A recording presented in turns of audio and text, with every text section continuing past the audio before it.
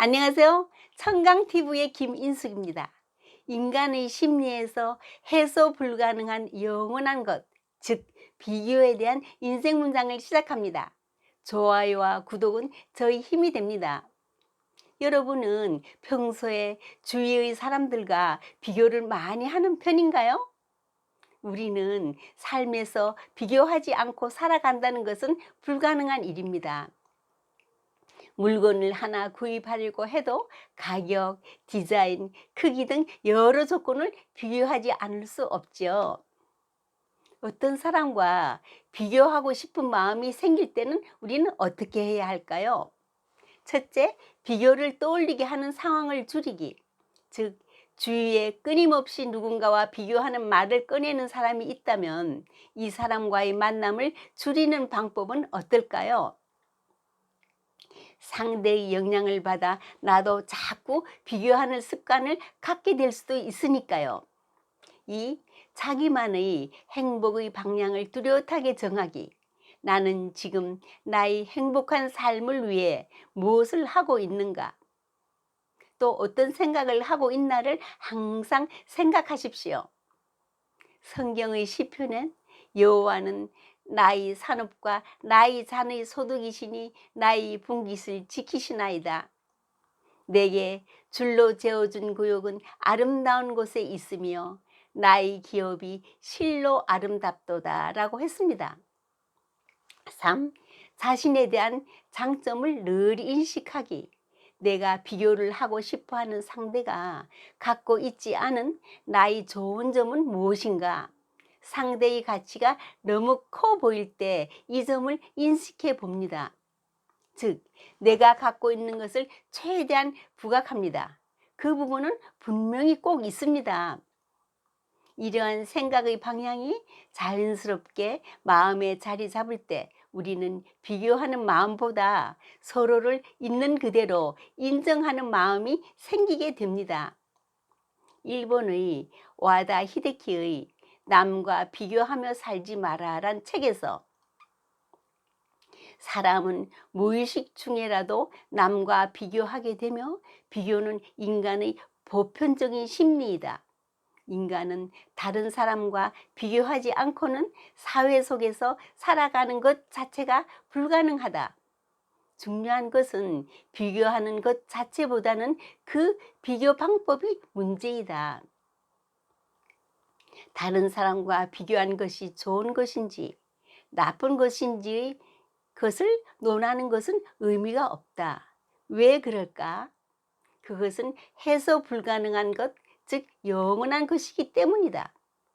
비교 심리는 그대로 인정하되 다른 사람과 비교함으로써 마음의 평온은 흐트러지고 심한 우울감에 휩싸여 오만해지고 그로 인해 주의와 마찰이 일어난다면 문제가 됩니다. 또 인간의 삶이 그만큼 힘들어지게 되겠죠. 또 남과 비교했을 때 힘들면 비교를 안 하면 되지 않느냐고 쉽게 말하는 사람도 있겠지만 그 일은 정말 쉬운 일이 아니죠. 크리슈나 무르티는 마음은 늘 판단하고 비교하고 저울에 달고 어디 약점이 없나 찾는데 혈안이 되게 마련이다. 마음속에 비교가 자리 잡으면 사랑이 들어서기 어렵다. 부모가 자식을 사랑할 때 아이들을 서로 비교하지 않고 다른 집 아이들과도 비교하지 않는다라고 말했습니다. 데일 카네기는 자신이 특별한 인재라는 자신감만큼 그 사람에게 유익하고 유일한 것은 없다고 했고, 누군가는 말하길 비교를 하는 순간 그것은 영원한 지옥이라고 말했습니다. 비교를 하는 습관은 자존감과는 거리가 멀어지게 됩니다. 비교는 자존감의 반대말이라고 할 수 있으며 영원히 두 단어는 공존할 수 없습니다. 법정 스님도 남과 비교하면 시기심이 생기고 불행만이 찾아온다고 했습니다. 한 나무꾼이 산에 나무를 하러 갔다가 칡농쿨을 거두려고 붙들었는데 그게 하필 그늘에서 자고 있는 호랑이 꼴이었습니다. 깜짝 놀라 나무 위로 올라갔는데 화가 난 호랑이는 나무를 흔들었죠. 나무꾼은 놀라서 그만 손을 놓았고 나무에서 추락했는데 하필이면 떨어진 곳이 호랑이의 등이었습니다. 이번에는 호랑이가 놀라 등을 흔들었고 나무꾼은 떨어지지 않으려고 안간힘을 썼지요. 결국 견디다 못한 호랑이가 나무꾼을 떨어뜨리려고 질주하기 시작했고 나무꾼은 살기 위해 사력을 다해 호랑이의 등을 꽉 껴안았죠. 마침 무더운 날씨에 밭에서 일하다가 이 광경을 본 한 농부는 나는 평생 땀 흘려 일하고 어렵게 사는데 어떤 놈은 팔자가 좋아서 빈둥빈둥 놀면서 호랑이 등만 타고 신나게 다니니 이놈의 세상 어디 살맛이 나겠는가 라고 불평했죠. 이처럼 인간은 남들을 보면 다 행복해 보이고 만족한 것 같지만 반드시 그렇지만은 않다는 것입니다. 그러기에 나를 이웃과 비교하는 것은 심히 어리석은 일이지요. 그래서 찰리 차플리는 인생은 멀리서 보면 희극이지만 가까이서 보면 비극이다라고 했죠. 마가렛 미첼 여사가 바람과 함께 사라지다를 집필하고 있을 때 누군가 그 당시 스테반 빈센트라는 사람이 남북 전쟁을 노래로 쓴 존 브라운의 시인이라는 책을 보내왔습니다. 그 책을 읽은 그녀는 작품의 훌륭함에 비해 자신의 소설이 너무 보잘것없어 보여 쓰다만 원고를 6개월 동안 쓰기를 중단했습니다. 시름의 난안을 보내다 한 지인에게서 다음과 같은 충고를 듣고 다시 쓰기 시작한 후 완성하여 불의 명작을 세상에 남겼습니다.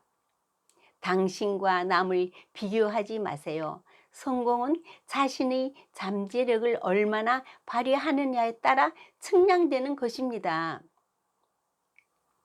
비교 열등감은 본성으로 당연한 것이라고 했으니 어떻게 우리는 긍정적으로 활용할까요?